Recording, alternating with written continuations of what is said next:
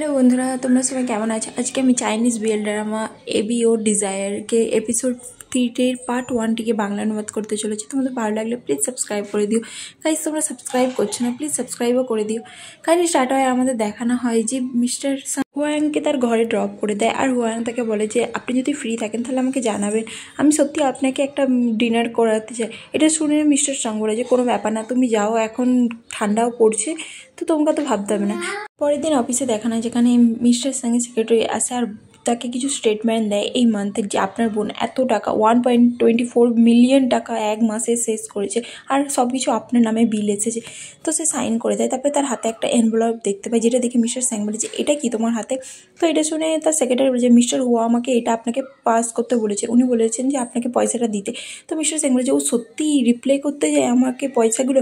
তো এটা শুনে তার সেক্রেটারি বলে যে ও সত্যি খুব ভালো, যে যত তাড়াতাড়ি পারছে ও পয়সা আপনাকে ফেরত দিতে চাইছে। এটা শুনে মিস্টার স্যাং বলে যে ওকে কে তো তাড়াতাড়ি করতে বলেছিল, ভাই লোকে পয়সা চাই, আবার বলছে কেন তাড়াতাড়ি করছে। যাই হোক, সে বলে যে কে জানে ওর এখনও কত টাকা লাগবে, ওর বোনের এখনও তো এক্সপেন্সিভ ওকে ভরতে হবে, তাই না? কে জানে ও কী করছে। আর আমার বোনরা দেখো এত টাকা এক মাসে শেষ করে দিচ্ছে, কখনো ভাবছি না পয়সার কথা। আর এদিকে মিস্টার হোয়াং দেখো কত চেষ্টা করছে একটা পয়সা পাঠানোর জন্য, ও সত্যিই একটা স্ট্রাবন কিড। সেরকম বলতেই থাকে তার সেক্রেটারি। তারপরে তাকে রিসার্চের আপডেট দিতে থাকে যে আমাদের রিসার্চটা চলছে, ডেভেলপমেন্ট করার চেষ্টা করছে অন্য দিক দিয়ে। তো এটা শুনে মিস্টার সেং সেই রিপোর্টগুলো দেখে আর বলে যে কী হচ্ছেটা কি, তোমরা তাড়াতাড়ি করো, এখনও পর্যন্ত কোনো টেকনোলজি ঠিকঠাকভাবে আসছে না কেন? আর আমি যখন বলেছি যে তোমাকে তাড়াতাড়ি কাজ করতে হবে, তার মানে তুমি করছো না কেন? তুমি কি চোখ বন্ধ করে আছো? তো মিস্টার স্যাংয়ের সেক্রেটারি তাকে বলে যে না, আমরা চেষ্টা করছি যে এইটাকে টেকনিশিয়ানটাকে ঠিক করার, বাট আনফর্চুনেটলি আমাদের হচ্ছে না। বাট আমরা কী করবো? মিস্টার স্যাং বলে যে এক্স হোল্ডিং গ্রুপের অথরি আরও তাড়াতাড়িভাবে আরও ডেভেলপ করছে, তো তোমরা কি করছো? এই সিটির মধ্যে আমরাই সবচেয়ে ভালো টেকনোলজিক্যালি ডিসিসের দিকে ভালো ছিলাম, কিন্তু এই কিছুদিনের মধ্যে আমার মনে হচ্ছে না যে আমরা আর ভালো আছি বলে। তুমি জানো আমাদের সার্টিফিকেট কতটা বেকার হয়ে যাচ্ছে, লোকে আমাদের আর ক্লিন অরিজিনালের গ্রুপে ওদেরই চলে যাচ্ছে। আর আমি ওর দিকে ধরার চেষ্টা করেছিলাম, বাট আমি ধরতেও পারছি না। আমি জানি না ওরা কতটা সিরিয়াসলি এই ব্রাঞ্চ আর ট্যালেন্টটাকে ব্যবহার করছে, কিন্তু তুমি জানো এইচএস গ্রুপ আর এক্স হোল্ডিং গ্রুপ দুজনে একসাথে মিলে এই টেকনোলজিটাকে প্রচুরই বড় করছে, আর এমনকি ওদের ফাউন্ডেশনও বেড়ে যাচ্ছে। আর তোমার কি মনে হয় আমাদের ইন্ডাস্ট্রিতে কে বেশি দিন টিকবে? যার ফাউন্ডেশন বেড়েছে সেই টিকবে। তো তুমি এইভাবে কী করে করতে পারবো? আমি এইচএস গ্রুপের ট্যালেন্টকে কিনতে চেয়েছিলাম, বাট আমার মনে হয় না পয়সা দিয়ে সব কিছু সলভ হবে। তো আমি সেই জন্য তোমাকে বলছি যে ওয়াংল্যাং আমার কাছ থেকে পালিয়ে গেছে, ও আমাকে আর বিক্রি করতে চাইছে না ওর কোম্পানি। তো আমাকে আমাদের টেকনোলজিক্যাল ডিপার্টমেন্টকে বাড়াতে হবে। তো তুমি সেই রকমই কাজ করো যাতে পরে কোনো প্রবলেম না হয়, তার জন্য আমি এত পয়সা ব্যবহার করছি। আর আমি যদি তারপরেও এরকম স্টাফ দেখতে পাই তাহলে আমার কি আর পয়সা ব্যবহার করতে ইচ্ছা হবে? এটা শুনে মিস্টার সেক্রেটারি খুবই স্যাড হয়ে যাওয়ার পরে যে ঠিক আছে, আমি ওদিকে বলবো যাতে ওরা আরও এফেক্ট ব্যবহার করে আর আপনার জন্য ভালোভাবে করতে পারে। আর মিস্টার হুয়াংও তো ওই এইচএস গ্রুপে কাজ করে, তাই না? আপনি চাইলে ওনাকে আপনার সঙ্গে জয়েন করতে পারেন, তাহলে আপনি ওয়াংল্যাংয়ের ব্যাপারে কিছু জানতে পারবেন। এটা শুনে মিস্টার স্যাং বলে যে না, আমি এভাবে বিজনেস করতে চাই না, এভাবে আমি ডিসিশানও নিতে চাই না। আর তাছাড়াও আমি একটা ট্রাস্টেরও ব্যাপার থাকে, তো আমি কি ওর উপরে ট্রাস্ট করতে পারবো? তো সেক্রেটারি বলে যে আমার মনে হয় আপনি ওনার উপরে ট্রাস্ট করতে পারবেন, কারণ উনাকে দেখে আমার মনে হচ্ছিল যে উনি খুবই ভালো মানুষ। তো এটা শুনে মিস্টার স্যাং বলে যে না, আমি জাস্ট চাই না ওকে এর মধ্যে টানতে। আর তাছাড়াও বিজনেসকে ব্যাপারে এইসব করে লাভ নেই। তারপরে সিনে দেখানো হয় যেখানে হুয়াং মিস্টার সেংকে এসএমএস করে কথা বলছে, ঠিক আছে এই ব্যাপারটা অনেকটাই বড় ব্যাপার, তো তুমি চিন্তা করো না। হুয়াং, তোমার কাজ কখন শেষ হবে? তুমি আমাকে তাড়াতাড়ি বলো। হুয়াং বলে যে আর আধ ঘন্টার মধ্যে শেষ হয়ে যাবে। তো মিস্টার সেং বলে যে ঠিক আছে, তাহলে আমি তোমার সামনাসামনি দেখা করে সব কিছু এক্সপ্লেন করছি, তুমি রেডি থাকো, আমি তোমাকে পিক আপ করতে যাচ্ছি, ঠিক আছে? তো হুয়াং রাজি হয়ে যায়। তারপরে মিস্টার স্যাং ফোন রেখে দেয়।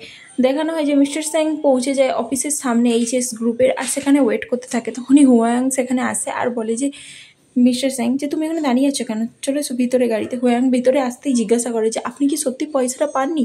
তো মিস্টার স্যাং বলে যে ও, আমার ম্যানেজার আমাকে এক্ষুনি এসএমএস করলো আর বললো যে ও কিছু কাজের জন্য আমাকে পয়সাটা আগে দিতে পারেনি, ও আমাকে কালকে হ্যান্ড ওভার করে দেবে, তো তুমি চিন্তা করো না, ঠিক আছে?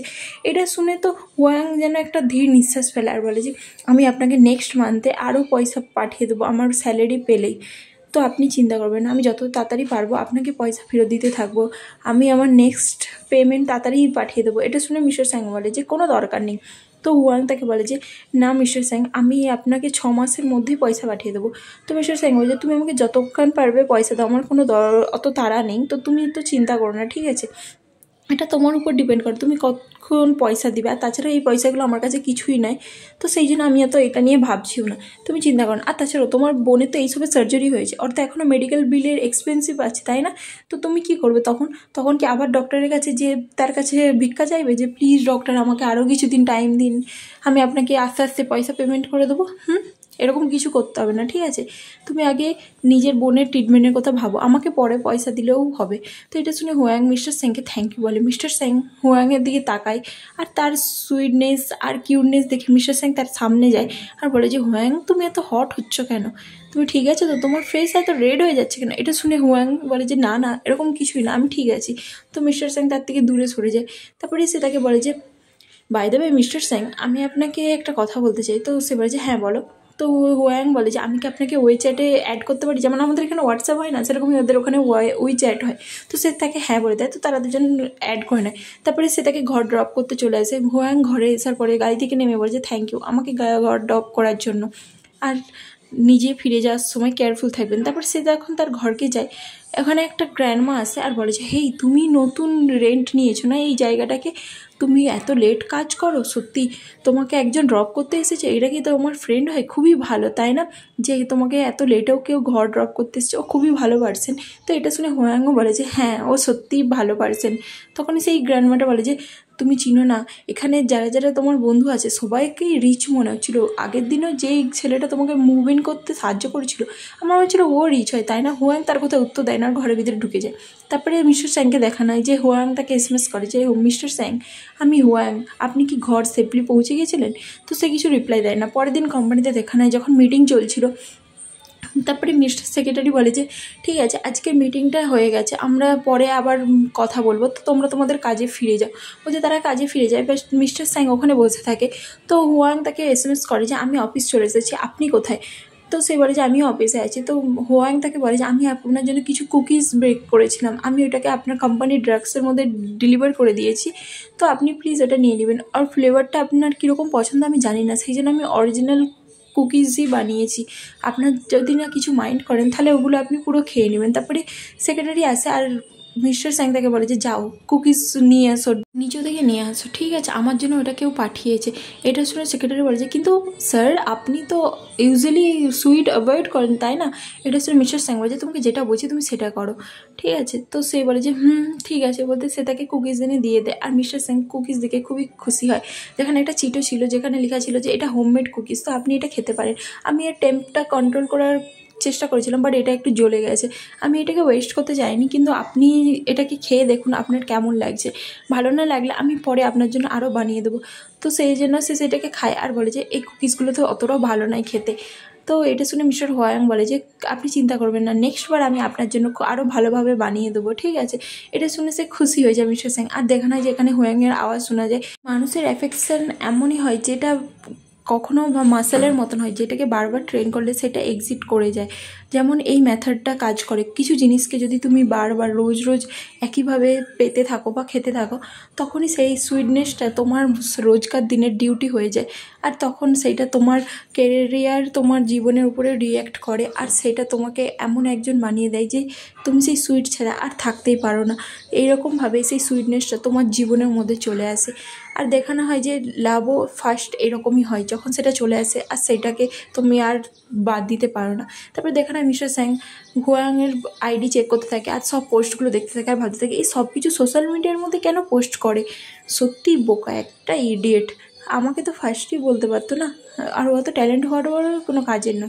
তারপরে সেক্রেটারিকে দেখানো হয় যে বলতে থাকে যে আজকে কোনো কুকিজ নেই, যেটা দেখে মিস্টার স্যাং রেগে যায় আর বলে যে পুরো সপ্তাহটাই কোনো কুকিজ কেন পাঠায়নি হুয়াং, কি হয়েছেটা কি, ও কি প্রচুর কাজ করছে যে আমাকে কুকিজ পাঠাতে ভুলে গেছে?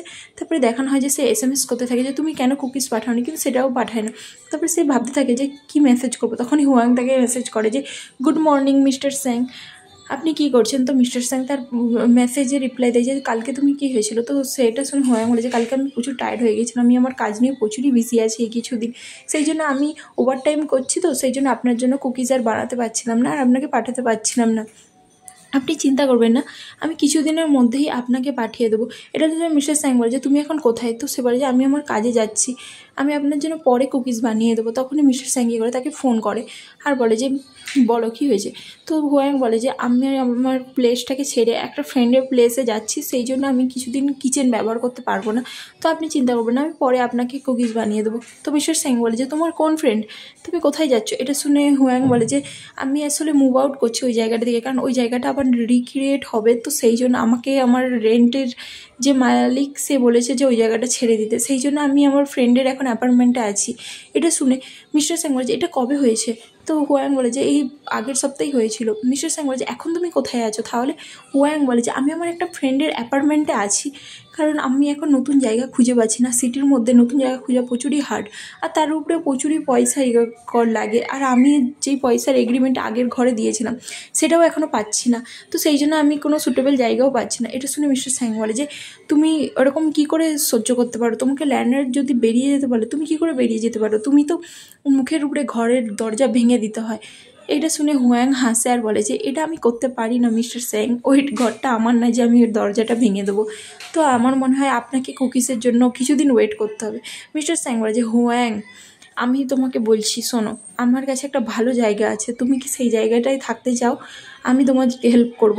তো এটা শুনে হুয়াং বলে যে না আমি এরকম চাই না। আর এটা শুনে মিস্টার স্যাং বলে যে ওই ল্যান্ডলর্ডটা তোমার জন্য যদি না দরজা ওপেন করে, আমি তোমার জন্য দরজা ওপেন করছি, তুমি জাস্ট গিভ আপ করো না, আমার হেল্প নিয়ে নাও। হুয়াং তুমি জানো আমার একটা অ্যাপার্টমেন্ট আছে তোমার কোম্পানি থেকে কাছে, তো তুমি যদি ওখানে থাকো আমি তোমাকে হেল্প করতে পারি। এটা শুনে হুয়াং বলে যে কিন্তু না আমি এটা করতে পারি না, কারণ আমি জানি যে ও আপনার অ্যাপার্টমেন্ট নিশ্চয়ই প্রচুরই দাম হবে, আর আমার কাছে অত পয়সা নেই আপনার অ্যাপার্টমেন্ট নিয়ে। এটা শুনে মিস্টার স্যাং বলে যে তুমি অতিরিক্ত ভাবছো, তোমাকে এত ভাবতে হবে না, তুমি বলো তোমার রেন্ট কতটা, আমি সেইভাবেই তোমাকে রেন্ট দেবো। আর এটা শুনে হুয়াং বলে যে না আমি আপনার অ্যাপার্টমেন্ট রেন্ট নিতে চাই না, আমি জানি ওটা নিশ্চয়ই প্রচুরই বড় হবে আর প্রচুরই পয়সা লাগবে। এটা শুনে মিস্টার স্যাং বলে যে না তোমাকে সব ভাবতে হবে না, তুমি জাস্ট মুভ ইন করো আমার কথা মতন, এমনি তো ওই জায়গাটা আমাকে পরিষ্কার করার জন্য লোক রাখতে হয়, তুমি যদি ওই অ্যাপার্টমেন্টে থাকো তাহলে তোমাকে আর পরিষ্কারও রাখতে হবে অ্যাপার্টমেন্ট, আর আমাকে অন্যভাবে পয়সাও দিতে হবে না, তুমি শুধু আমাকে বলো তুমি কত টাকায় রেন্ট দিতে পারবে। তো হুয়াং বলে যে আমার মনে হয় ওটা তো প্রচুরই এক্সপেন্সিভ জায়গা তাই না, তো আপনি কত টাকা রেন্ট নেবেন? তো হুয়াংয়ের কথা শুনে মিস্টার স্যাং বলে যে তুমি বলো তুমি কত টাকা দিতে চাও রেন্টে। তো হুয়াং তাকে বলে দেয় যে 20,000। তো এটা শুনে মিস্টার স্যাং বলে যে কি 1 সপ্তাহের মধ্যে দিবে 20,000? তো হুয়াং বলে যে না আমি 1 মাসের মধ্যে এটা পেমেন্ট করবো। তো তার কথা শুনে মিস্টার স্যাং রাজি হয়ে যায় এত কম দামের মধ্যে তার অ্যাপার্টমেন্টকে তাকে দেওয়ার জন্য। এটাতে মিস্টার হুয়াং তো খুবই শকড হয় যে মিস্টার স্যাং এত তাড়াতাড়ি কী করে রাজি হয়ে গেল। আর সে তাকে বলে যে কিন্তু ওটা তো প্রচুরই বেশি দামের অ্যাপার্টমেন্ট হবে তাই না, আমার কি যাওয়াটা ঠিক হবে? মিস্টার স্যাং তাকে বুঝায় যে তুমি চিন্তা করো না, তুমি যদি এসে ওখানে থাকো, কখনো কখনো আমারও অফিসের সামনে ওই জায়গাটা, আমিও যখন টায়ার্ড হয়ে যাব তো আমিও ওখানে এসে রেস্ট নিয়ে নেবো, আর তুমি আমার জন্য মিডনাইট স্ন্যাক্স বানিয়ে দিও, তাহলে তোমাকে আর গিল্টি ফিল করতে হবে না, তাই তো?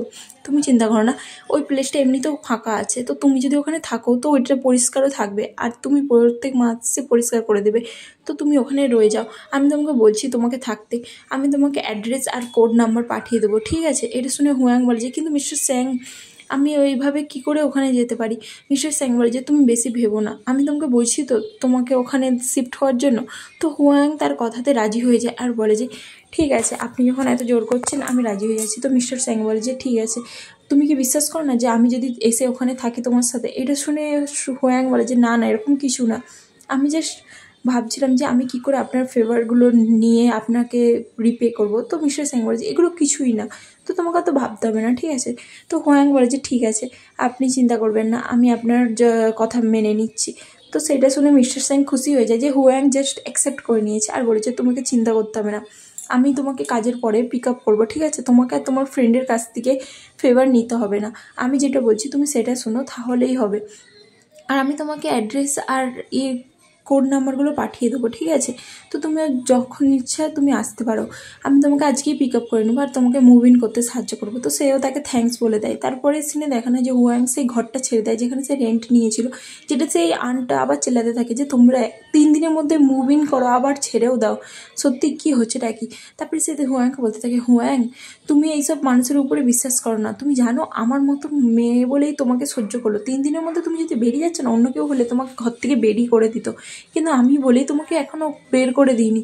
কিন্তু হুয়াং তার কথা শুনে না, সে মিস্টার স্যাংকে এসএমএস করতে থাকে যে আমি এখনই ছেড়ে দিয়েছি অ্যাপার্টমেন্ট আর আমি আমার জিনিসগুলো পিক আপ করে ওই জায়গাটায় পৌঁছে যাব, ঠিক আছে? আমি সাবওয়ে ধরে ওখানকে যাচ্ছি।